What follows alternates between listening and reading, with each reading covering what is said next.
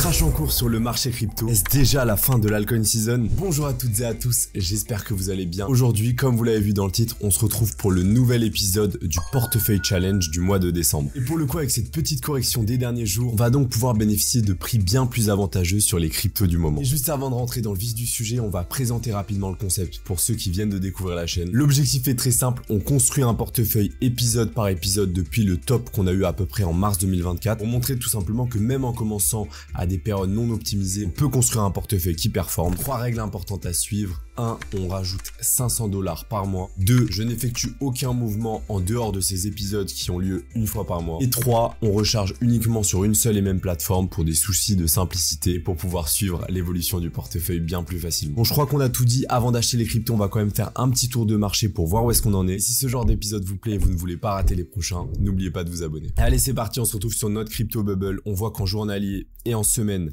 ce n'est pas fameux même si on a quelques performances qui sortent du lot. Et lorsqu'on dézoome, évidemment, on voit qu'on est en pleine alt season. On a des superbes performances de la plupart des altcoins. Et je pense donc, si on se fie à la cyclicité, que ce n'est que le début de plusieurs semaines de hausse. Pourquoi je dis ça? Tout simplement parce que lorsqu'on compare au précédent cycle, on peut voir qu'on est exactement dans le même pattern pour Bitcoin. Pour faire simple, tous ces graphiques mesurent les performances des précédents cycles à partir du halving. Donc on peut voir le premier cycle en bleu, donc qui a commencé juste ici, le deuxième cycle en orange, le troisième cycle donc de 2021 en vert et le quatrième cycle, celui en cours, en rouge. Et vous pouvez voir que malgré quelques variations, on a quand même un schéma qui se suit, même si évidemment moins les cycles sont capitalisés et plus c'était explosif. Mais là, regardez où est-ce qu'on se trouve. On se trouve parfaitement à un moment où, lors des autres cycles, on a eu quand même des corrections donc qui ont duré quelques jours. Et ce genre de corrections ont été vues quand même comme des opportunités d'achat. Vous voyez que là, on est reparti à la hausse, ici pareil, et ici, encore une fois, même si ça a duré un petit peu plus longtemps, ça a été proportionnel au mouvement exponentiel qu'on a eu juste avant, et ensuite on est reparti à la hausse. Ce qu'il faut simplement retenir de ça, et ce que moi j'en tire comme conclusion, c'est que en période haussière, en bull run, en alt season, les corrections doivent être vues comme des opportunités. C'est comme ça que je vois les choses, et je pense que la petite correction du moment ne fera pas exception, même si évidemment elle peut aller plus bas. Alors un autre graphique qui vient un petit peu confirmer cette théorie, c'est au niveau du Total 3, donc qui représente l'intégralité du marché crypto, sans le Bitcoin, l'Ethereum et les stablecoins, donc simplement le marché des altcoins, donc les monnaies alternatives au Bitcoin. Et là, ce qu'on peut voir par rapport au dernier cycle qui était jusqu'ici, c'est que lorsqu'on avait cassé le précédent plus haut, on avait fait une correction qu'on voit juste ici,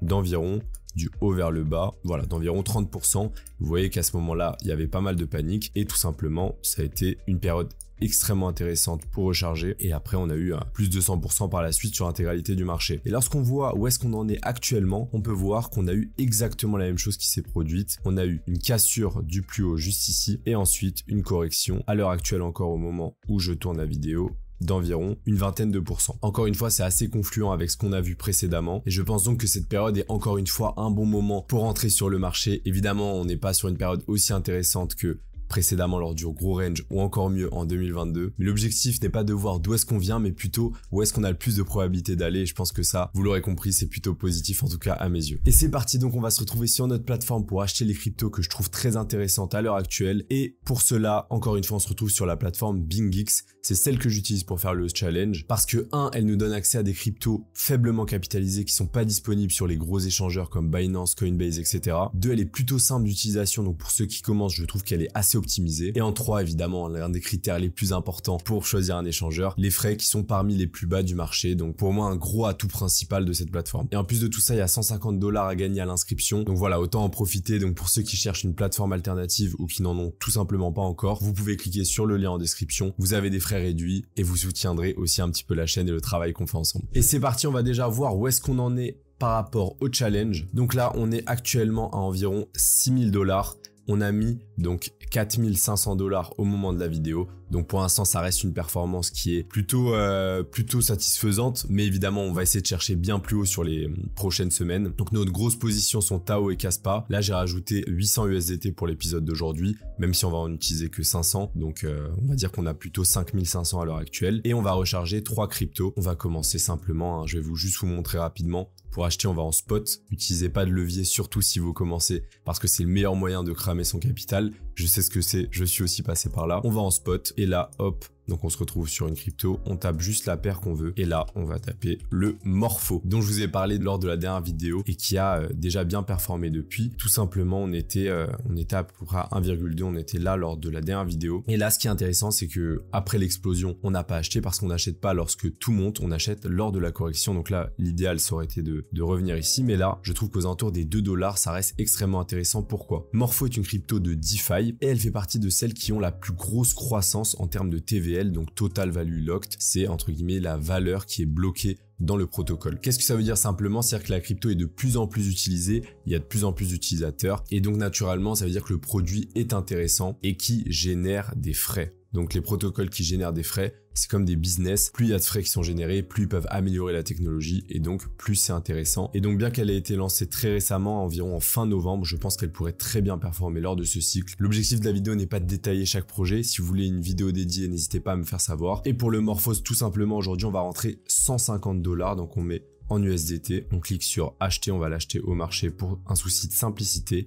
On valide et voilà, vous voyez que c'est extrêmement simple, on reçoit nos 73 morphos dans le portefeuille et tout simplement on va passer à la deuxième crypto que je recharge pour ce mois de décembre. Et c'est parti, on se retrouve sur le graphique de RSR. Encore une fois, je vous en avais parlé lors de la dernière vidéo de la semaine dernière. Juste après, on avait fait une belle explosion, donc on avait parlé à peu près au 0,9, on est passé à plus de 200%, donc 1 x 3 en espace de quelques jours. Et là, regardez ce qui est magnifique, c'est qu'on a un pullback. Qu'est-ce que c'est un pullback? C'est tout simplement une baisse du prix qui nous redonne une belle opportunité. Donc on a fait quand même moins 60% après une explosion, donc ça reste quelque chose d'assez cohérent. Et là regardez, si on passe, donc là on est en weekly, on a en fait tout simplement un magnifique W qui est en train de se créer, hop, et ça c'est extrêmement positif. On a le pullback, donc on revient au niveau de cette ligne ici, qui est en général l'une des plus belles opportunités.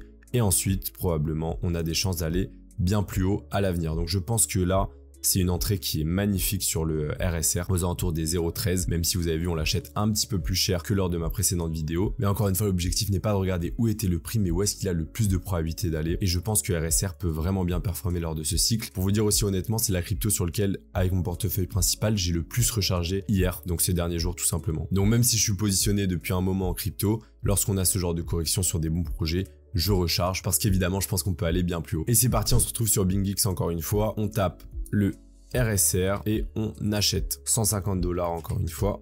Donc on met les 150, on achète, on valide la transaction et on a nos 11 000 RSR directement dans le portefeuille et ça fait plaisir. Et on se retrouve directement donc pour la troisième crypto du moment. Et juste avant de passer à cette troisième et dernière crypto, n'oubliez pas que ces épisodes ne sont pas à voir comme des conseils en investissement. Je partage juste ce que je fais à titre personnel, donc un portefeuille exemple qui ressemble aussi plus ou moins à mon portefeuille principal. Évidemment, ça peut paraître évident, mais aucun de ces projets ne me rémunère pour en parler en vidéo. Et une dernière chose, si ce genre d'épisode mensuel vous plaise, n'hésitez vraiment pas à mettre un petit pouce bleu puisque ça me soutient. Je sais qu'il y a peu de créateurs de contenu qui partagent comme ça un portefeuille avec les positions d'achat, les positions de vente, etc. Et ça me permettrait donc de continuer la série, de vous proposer un nouvel épisode chaque mois. Merci beaucoup à ceux qui le feront. On passe au dernier projet de la vidéo. Et le dernier projet que vous voyez juste à l'écran est le IO du projet IONET. Encore une fois, c'est un projet que j'ai déjà abordé sur la chaîne, donc un projet à la jonction du secteur d'intelligence artificielle et de la dépine. Et pourquoi je vous le présente aujourd'hui? Parce qu'on a eu une correction intéressante qui a été d'environ 30% et tout simplement, encore une fois, comme pour les autres projets de la vidéo, on a en fait une magnifique structure qui est en train de se créer, un pullback. Donc vous voyez que le pullback, là le RSR, on est à peu près à ce niveau-là. Donc un pullback, c'est un repli au niveau du précédent sommet, on va dire. Et ensuite, vous voyez que là, ça a été directement ravalé. Donc on a eu une forte pression acheteuse sur ces niveaux-là. Et évidemment, je pense que ça pourrait aller bien plus haut. Pourquoi le IO? Le IO est entre guillemets un concurrent de Akash et Render qu'on a en portefeuille, mais ça reste pour moi les trois projets les plus intéressants de ce secteur. On a environ 400 millions de market cap. Je vous l'avais présenté à environ 250, mais je pense encore une fois qu'on peut aller bien plus haut. J'ai rechargé aussi à titre personnel. Et malgré le fait qu'on soit à près de 3 milliards en FDV, donc en fully diluted market cap, les émissions de tokens sont assez bien faites et n'auront pas vraiment d'incidence lors de ce cycle. Et c'est pour ça que je trouve encore une fois le IO intéressant à l'heure actuelle. Encore une fois, l'objectif de la vidéo n'est pas de rentrer dans les détails du projet, mais si ça vous intéresse, n'hésitez pas à me le faire savoir en commentaire. On se retrouve sur BingX, on tape le IO USDT parce qu'on a des USDT. On clique, donc vous avez vu qu'il a quand même eu un bon rebond aujourd'hui, même s'il n'a pas encore cassé son précédent plus haut, qui était environ 6 $. Et on va cliquer là, donc on a mis 150. Le IO, on va mettre seulement 100 $. Pourquoi seulement 100 ? Parce qu'on a quand même deux projets qui sont plus ou moins sur le même secteur, qui sont Akash et Render, qui ont très bien performé d'ailleurs depuis notre prix d'entrée. Et donc c'est un moyen de se diversifier. on va mettre 100 $ et on valide tout simplement la transaction. Et on a nos 28 IO qu'on a rechargés. Et voilà tout simplement pour cet épisode de décembre du portefeuille challenge. Et juste avant de conclure, on va faire le petit tour sur le portefeuille parce que ça nous permet d'avoir quand même une belle vision d'ensemble. Et je trouve qu'il commence vraiment à ressembler à quelque chose. N'oubliez pas que c'est quand même un portefeuille assez risqué parce qu'on n'a ni Bitcoin ni Ethereum. L'objectif c'est d'aller chercher des performances lors de l'altcoin season.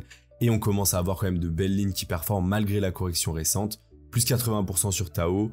On a du 15% sur Kaspa qui pour moi devrait surperformer sur les prochaines semaines du Akash. On a aussi des cryptos qui ont moins performé, hein. On a du Rio notamment et du SSV qui sont à des prix inférieurs à nos prix d'achat. Mais voilà, vous voyez que même PP a bien performé juste avant la même coin season. Et il nous reste environ 400 USDT. D'ailleurs, je viens de réaliser qu'on a mis que 400 $ et pas 500 $. Donc pour faire simple, on va remettre 100 $ sur le RSR qui est pour moi dans la structure la plus intéressante et dans le narratif des RWA qui a pas encore bien performé. Et on y va directement pour notre RSR. Donc on aura chargé 250 $ d'RSR, 150 $ de Morpho et 100 $ de IO pour nous faire un total de 500 $ pour le mois. Hop, RSR, on achète et on confirme. Parfait, on a repris un petit peu d'RSR. Et voilà pour cet épisode du portefeuille challenge de décembre. J'espère sincèrement qu'il vous aura plu. J'espère en tout cas qu'il pourra vous être utile et que vous pourrez approfondir certains projets de la vidéo. N'hésitez pas à me faire savoir en commentaire quel projet vous aurez rechargé à ma place à l'heure actuelle. Vous l'aurez compris en tout cas, je pense que le meilleur reste à venir pour le marché crypto. Et nous on se retrouve très vite pour une prochaine vidéo. C'était Crypto Fuego. Ciao.